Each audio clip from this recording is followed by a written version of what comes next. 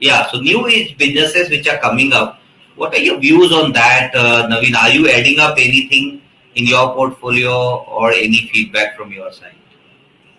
So I think it's like so the question needs to be slightly more granular in nature, Vikas, because a new age portfolio to me means nothing, right?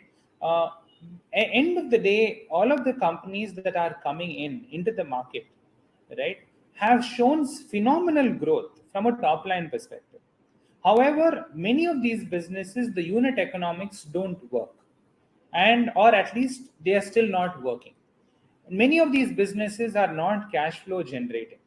For us, whether it is new age or old age or semi industrial age, it doesn't matter. What matters is, can the business generate cash flows?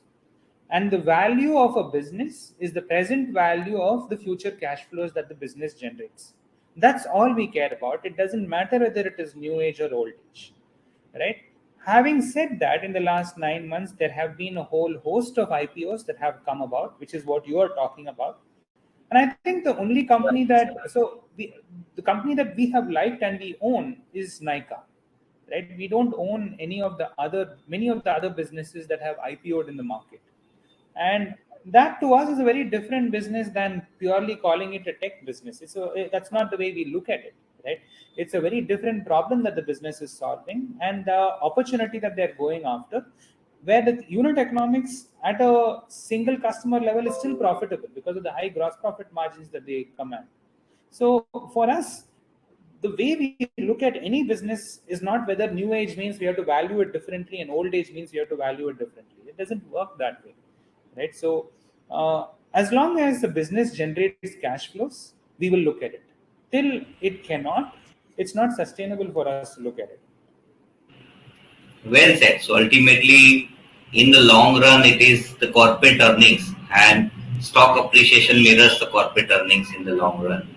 And the Just a split small is thing. So earnings, many people in our country relate earnings to PAT, right? Because your earnings are a function of your PAT converted based on the total number of issuance of shares. I am talking about cash flows, right?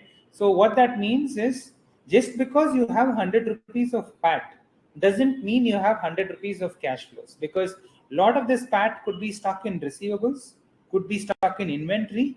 Your revenue accounting mechanisms could be flawed. You could have huge receivables. You could have huge depreciation. You could be financing this through debt in a significant way. So a lot of this needs to get accounted for to reverse and calculate what your actual cash flows are. That's what I am referring to rather than just earnings. and also the redeployment of the cash which the organization generates. Is it Absolutely, yes. That's where the quality of the management and the promoter comes into question. correct? No, so I completely agree with you. I think it eventually what matters is the cash flow and how they redeploy either back in the business or maybe they are building up something else.